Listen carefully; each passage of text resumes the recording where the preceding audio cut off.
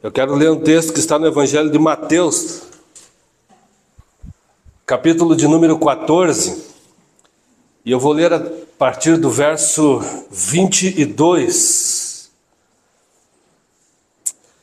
Diz assim o texto santo da palavra de Deus: logo em seguida, Jesus insistiu com os discípulos para que entrassem no barco e fossem adiante dele para o outro lado, enquanto ele despedia as multidões, ou melhor, a multidão. Tendo despedido a multidão, subiu sozinho ao monte para orar. Ao anoitecer, ele estava ali sozinho, mas o barco já estava a considerável distância da terra, fustigado pelas ondas, porque o vento soprava contra ele. Alta madrugada, Jesus dirigiu-se a eles andando sobre o mar. Quando o viram andando sobre o mar, ficaram aterrorizados e disseram: é um fantasma, e gritaram de medo. Mas Jesus imediatamente lhes disse: coragem, sou eu, não tenham medo.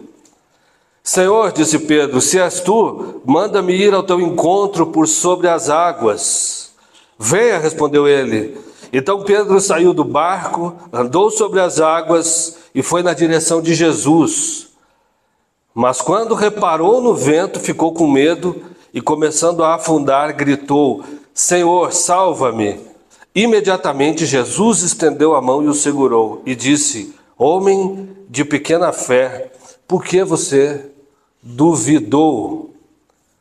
Até que então, esse texto é um texto mais do que conhecido e particularmente é um dos milagres de Jesus que eu mais gosto. Sim, Jesus fez muita coisa legal, ressuscitou mortos, curou leprosos, curou um monte de gente, expulsava demônios, mas esse aqui, de ver Jesus andando sobre as águas, para mim, é um milagre de Jesus que me chama muita atenção.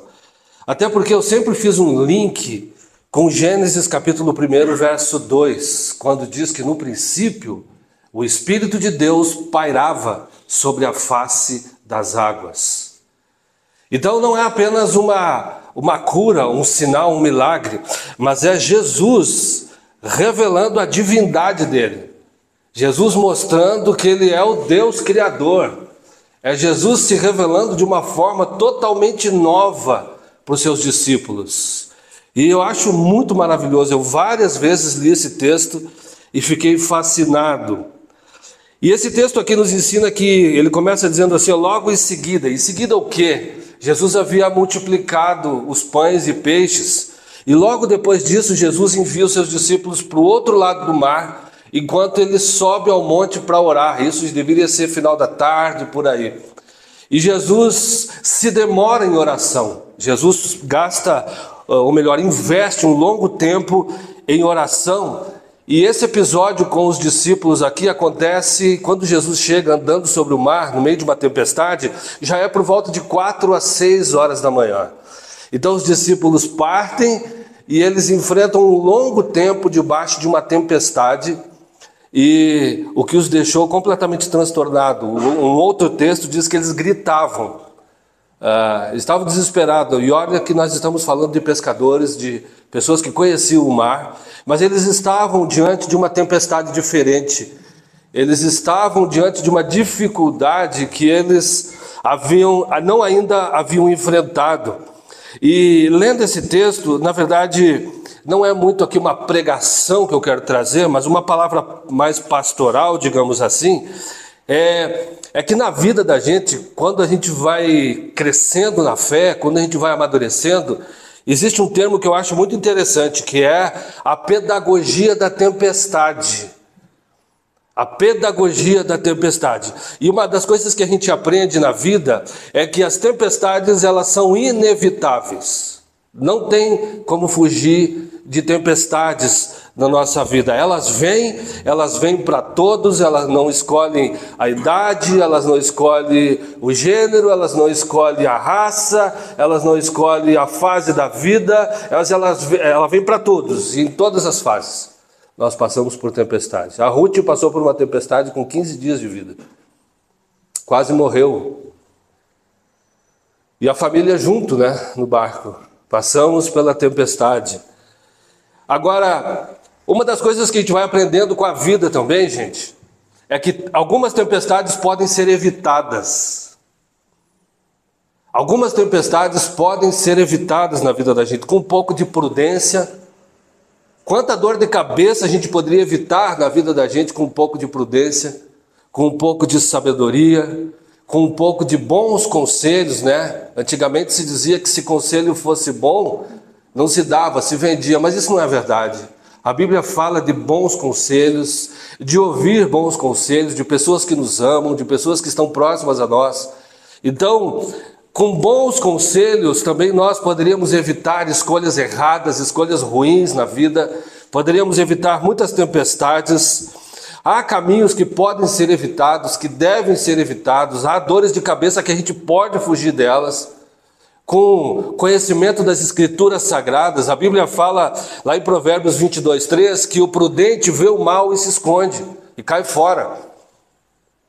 Então, com sabedoria, a gente pode evitar muitas dores de cabeça na vida, nas nossas vidas. Agora, outras tempestades vêm, gente, mesmo quando nós estamos caminhando debaixo do temor de Deus, mesmo quando nós estamos vivendo uma vida de obediência a Deus, mesmo quando nós estamos andando em um caminho de integridade, de retidão, quando nós estamos vivendo em comunhão com Deus, também nós podemos enfrentar tempo de tempestade. E foi o que aconteceu com os discípulos. Eles enfrentaram essa tempestade por uma ordem de Jesus. Eles estavam debaixo de uma palavra. Jesus disse para eles: entrem no barco e atravessem. Entrem e atravessem. Jesus não disse que eles iam ficar pela metade do caminho, ou muito menos perecer. Jesus não colocaria seus discípulos numa furada. Vai dar problema, vai morrer todo mundo afogado no caminho. Ele não faz isso. E tem tempestades que podem durar algumas horas, né? Outras podem durar alguns dias, outras meses. E quem sabe outras não irão embora. Nós vamos ter que conviver e aprender com elas aquilo que o Senhor tem para nos ensinar. A pedagogia da tempestade. Jesus estava naquele barco, os discípulos estavam naquele barco porque Jesus mandou. E o texto diz que uma grande tempestade se levantou. Um outro texto, como eu já disse, que fala que os 12 discípulos estavam gritando no meio do mar de madrugada. Imagina que cena, né? Paulo passa por uma tempestade lá em Atos 27, que o texto diz que eles perderam as esperanças da própria vida. E aquela tempestade que Paulo passa lá em Atos 27, ele deu um conselho para o proprietário do mar, no começo do capítulo: olha, esse tempo não é bom para viajar, é melhor a gente ficar por aqui e viajar depois do inverno. Mas eles estavam com pressa, resolveram ir. E o texto fala que o barco foi todo destruído e alguns se salvaram, todos se salvaram, melhor, mas nos destroços, agarrados em pedaços de madeira, mas todos se salvaram. Há tempestades que podem ser evitadas com um pouco de sabedoria e conselho, né? Com bons conselhos. Agora, uma coisa nós temos certeza em relação à pedagogia da tempestade, gente.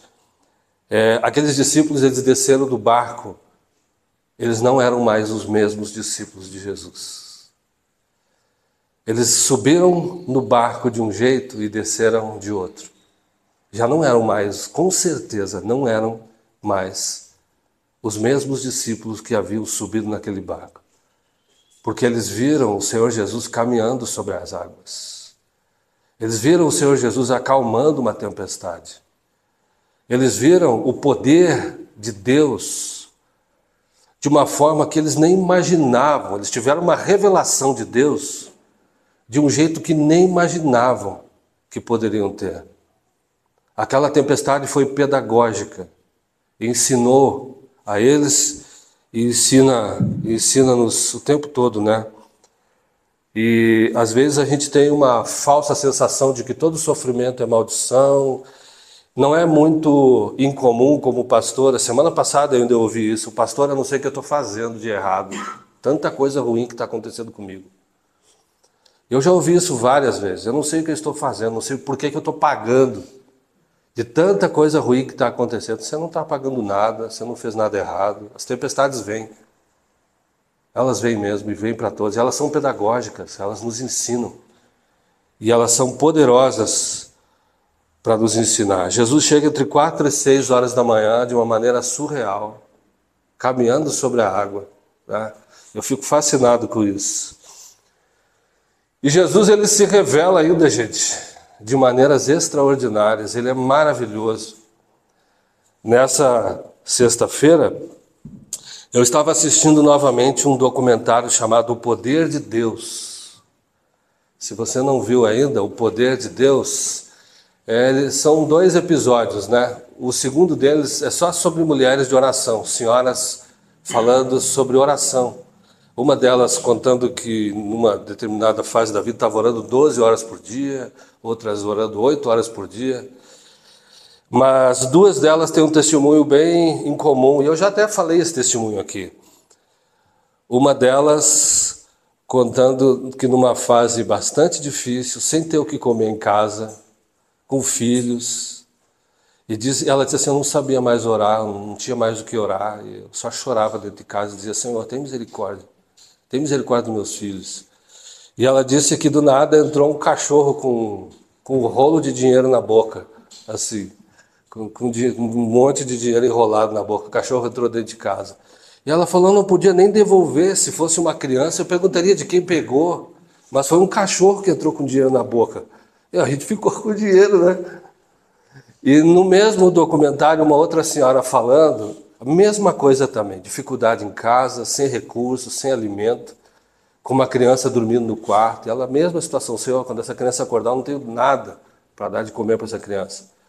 E ela disse que nisso uma vizinha gritou para ela, fecha as janelas que está vindo um temporal de folhas para dentro da tua casa.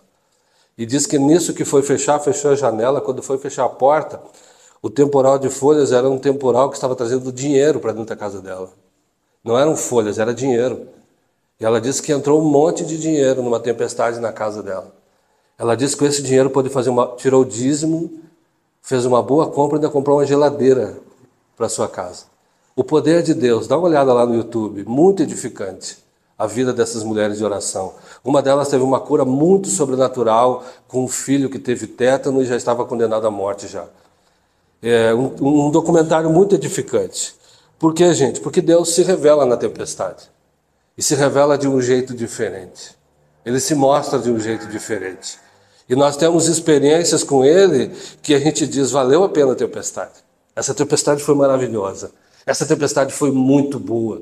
Deus seja louvado por essa tempestade, porque eu conheci o Senhor de um jeito tão poderoso que a minha fé cresceu tanto e foi tão edificante que Deus seja louvado por essa tempestade. Muitos de nós conheceram a Jesus Cristo no meio da tempestade. Muitos de nós tiveram uma experiência de fé com Cristo no meio de uma tempestade. Foi o que a Erika acabou de falar aqui. Muitos de nós, no meio de ventos difíceis, de ventos ruins, esse é o cenário que muitas vezes Deus vai usar para se revelar aos seus filhos.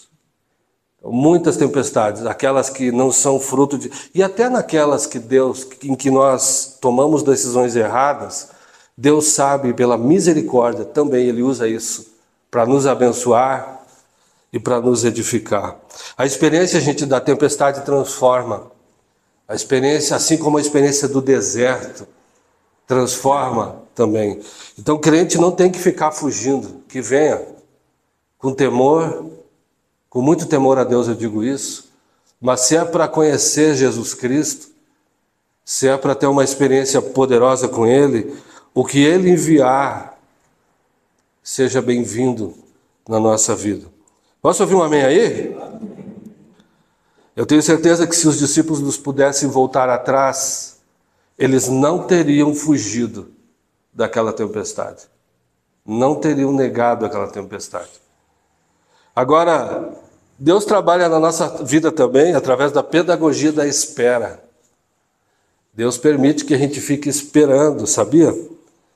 E o texto diz que Jesus demorou. Não diz literalmente, mas ele sobe para orar ao final da tarde.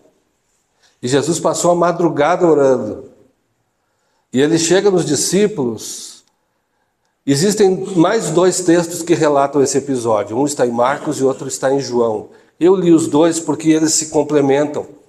Um tem uma informação que o outro não tem. Mas um diz que era a 4ª vigília da noite. E o texto diz que o outro texto diz que os discípulos já estavam cansados, esgotados de tanto remar. E o texto de João diz que Jesus viu os discípulos lá de onde ele estava. Jesus viu os seus discípulos de onde ele estava. 10 minutos no meio de uma tempestade, gente, parece uma eternidade, não é verdade? E eles passaram uma noite escura no meio do mar, no meio de uma tempestade. Agora, mesmo no meio disso tudo, a Bíblia mostra, os 2 outros textos mostram, Marcos e João, que Jesus não os tinha perdido de vista. Que Jesus os estava vendo e Jesus sabia que eles estavam cansados de tanto remar. O texto de Marcos 6,48 diz que Jesus os viu fatigados no meio do mar. E João 6 diz que Deus os viu naquela situação. Isso é muito poderoso. Deus está vendo o nosso sofrimento, Deus está vendo a nossa espera, Deus está vendo a nossa ansiedade.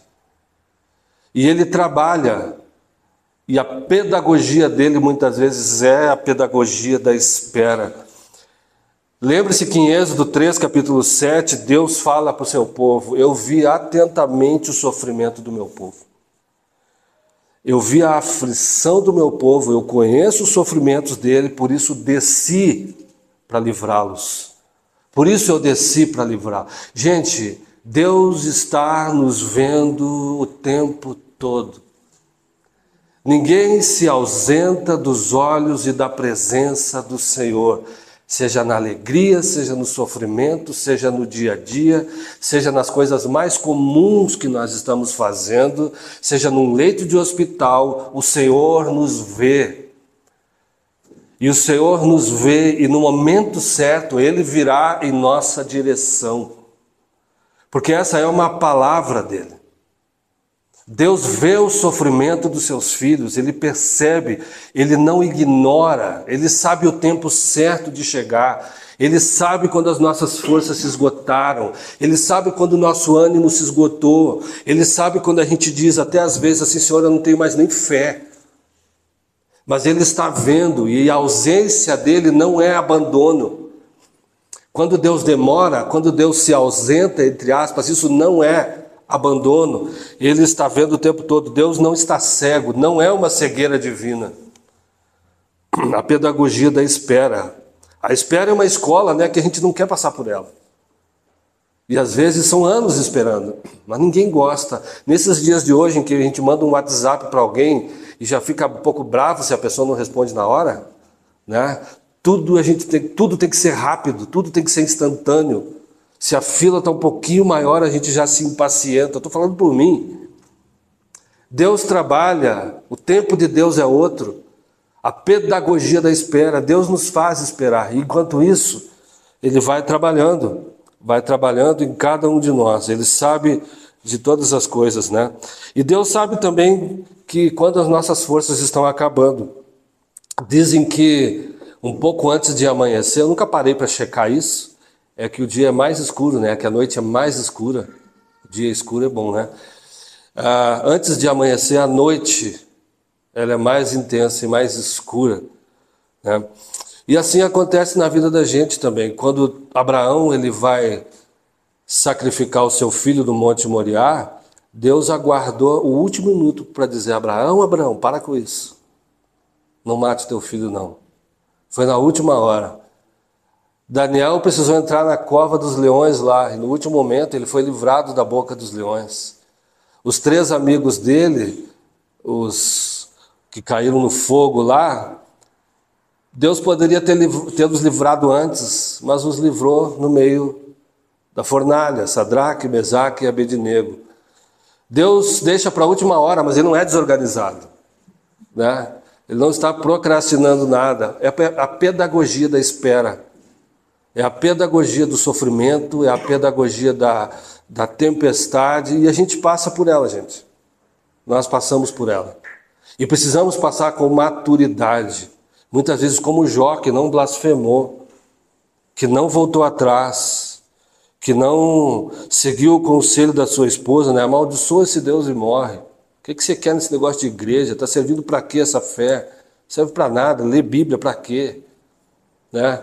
Mas ele não blasfemou e continuou até o fim. Demora de Deus não é abandono. Agora, uma das coisas que Jesus fala para Pedro, que precisa ser uma tônica para a nossa vida, é coragem. O que é que diz Deus, o que é que Jesus diz para Pedro? Coragem, Pedro. E ele diz, coragem sou eu. Mas eu tenho uma tradução, uma outra tradução do Novo Testamento, que ele diz, coragem, eu sou. Ele não diz sou eu, ele diz eu sou. Coragem, eu sou. E vocês sabem quem é eu sou? É o Deus que se revela a Moisés no Monte Sinai. Eu sou o que sou. Jesus revelando a sua divindade, Jesus revelando a sua soberania. E ele fala para Pedro, coragem, tenha coragem. E eu gosto muito dessa palavra, porque essa palavra é uma palavra para o cristão. Quando eu mencionei Atos 27, a tempestade de Paulo, essa é uma palavra que Deus dá para o apóstolo Paulo, coragem. Essa é uma palavra que Jesus dá para os seus discípulos no meio de uma tempestade, coragem. Eu sou. Quando Josué está por entrar na terra prometida, que agora ele não está assumindo um líder qualquer, ele está substituindo Moisés, ele certamente deve estar inseguro, guiando algumas milhares de pessoas para entrar numa outra terra. Certamente Josué está inseguro. Deus o visita e fala, seja forte e corajoso, tenha coragem, porque você vai fazer esse povo entrar na terra que eu prometi. Coragem. Coragem é a palavra do cristão, gente. E a gente precisa de coragem o tempo todo na nossa vida. O cristão tem que ser um homem, uma mulher de coragem. Todos os dias a gente precisa de coragem.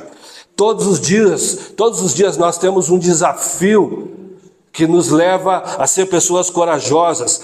Todos os dias nós precisamos tomar decisões, e decisões que são corajosas. Talvez uma conversa difícil que a gente precisa ter com alguém, que a gente vai procrastinando, e Jesus diz, coragem, vai lá e resolve esse negócio. Muitas vezes é terminar um relacionamento com alguém, Jesus fala coragem. Muitas vezes é trocar de emprego, coragem. Muitas vezes é largar um emprego, coragem. Quem sabe arriscar um empreendimento novo, coragem. A Bíblia nos exorta a sermos pessoas corajosas o tempo todo. A coragem é uma marca do cristão. A coragem é a nossa marca. Se você olha para Hebreus 11, a lista dos que nós chamamos de heróis da fé, a Bíblia fala sobre homens que este mundo não era digno deles. Pessoas que andaram sofrendo, errantes, sem ter o que vestir, sem ter o que comer. Pessoas cerradas ao meio, perseguidos, perdendo tudo o que tinham. Mas tiveram coragem, tiveram fé. E você vai perceber que na Bíblia, coragem e fé são os dois lados de um mesmo princípio. Os dois lados de uma mesma moeda. Coragem e fé caminham estreitamente juntos. Não dá para dizer que você é uma pessoa de fé se você não tiver coragem. Não dá para dizer que somos pessoas de fé se nós andamos com medo.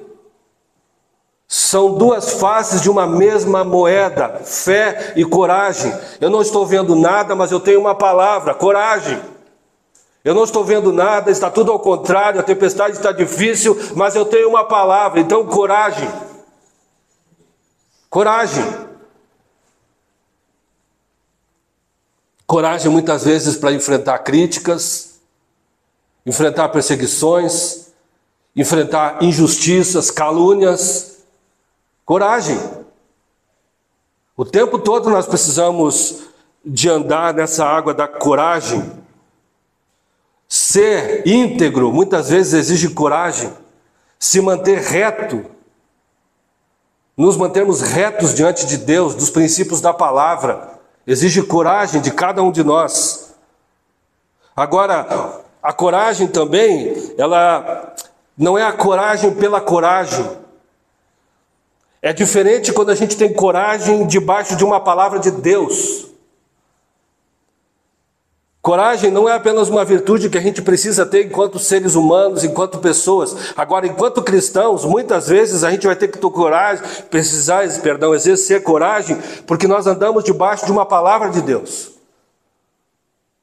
E aí faz toda a diferença. Moisés, ele tirou o povo do Egito, não porque ele era um homem corajoso, ousado, mas porque ele estava debaixo de uma palavra de Deus. E ele relutou o tempo todo: eu não quero ir, levanta outro, eu não sei falar.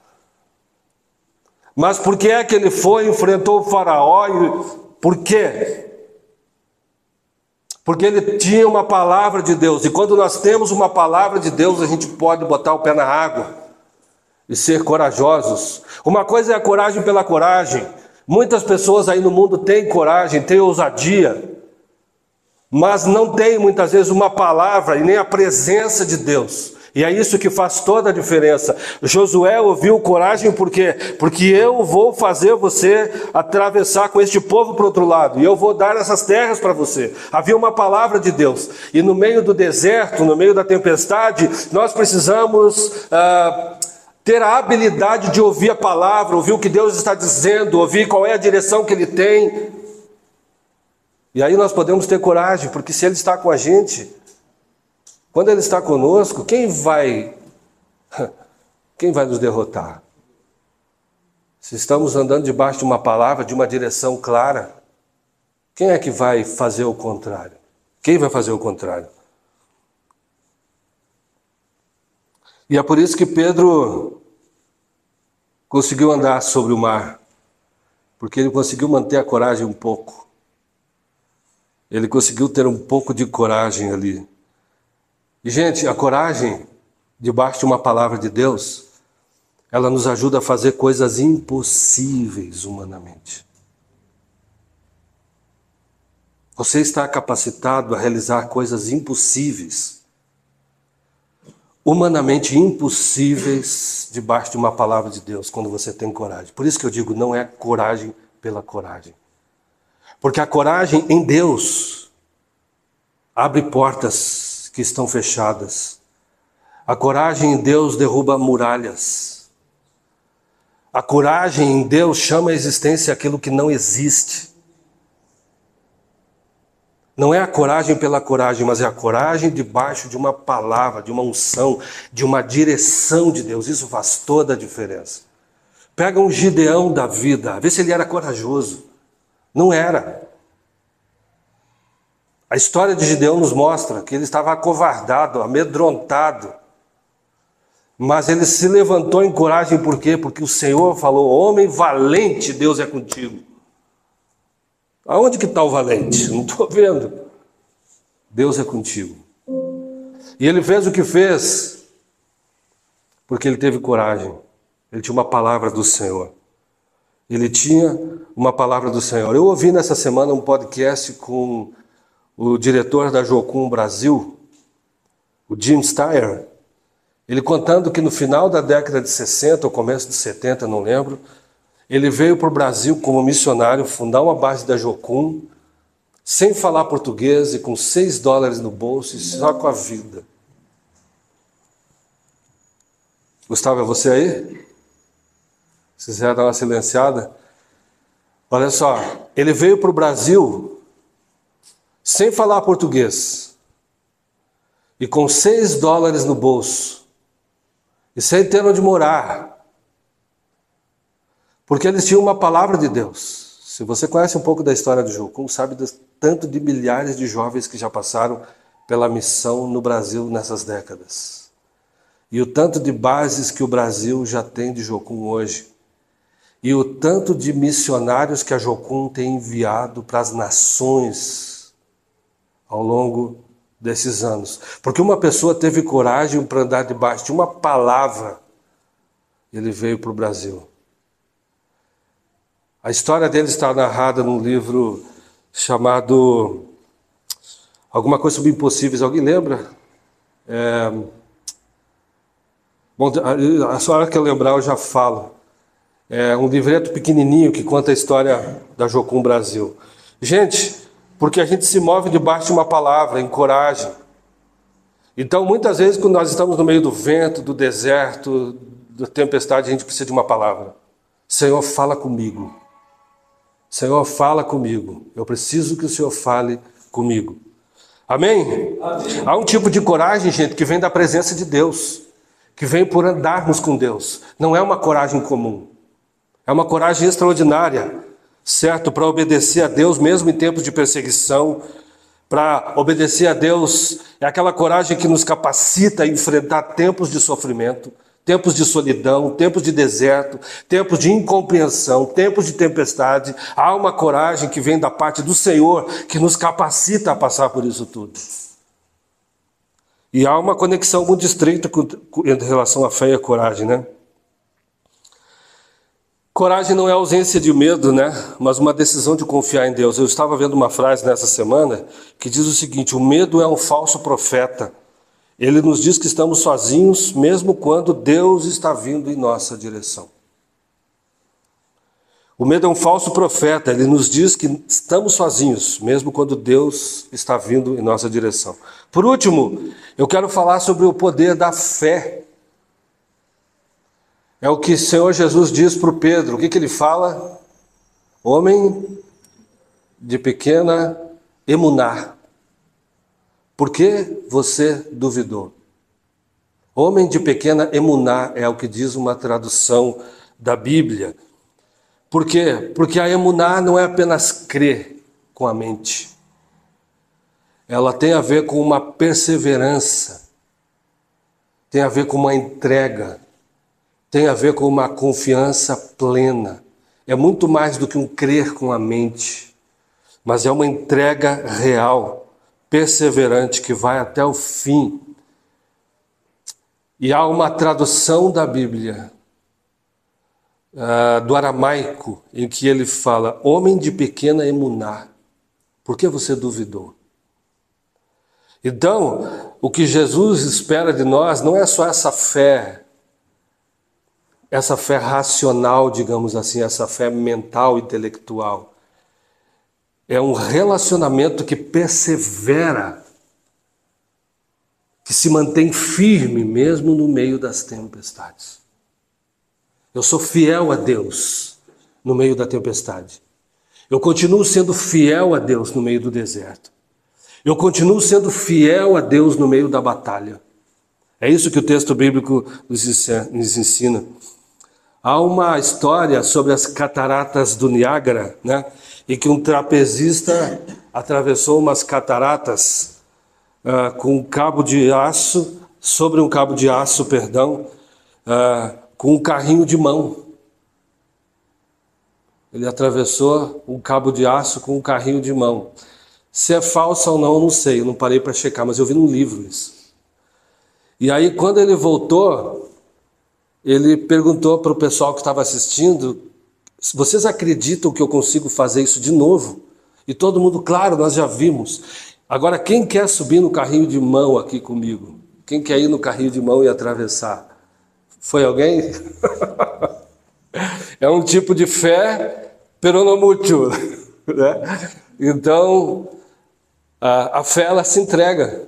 A fé real se entrega debaixo de uma palavra de Jesus Cristo. E ela vai até o fim, ela vai até o fim. A fé vai até o final, nós nos mantemos fiéis a Deus. Gente, eu quero dizer uma coisa para vocês: Ele te vê.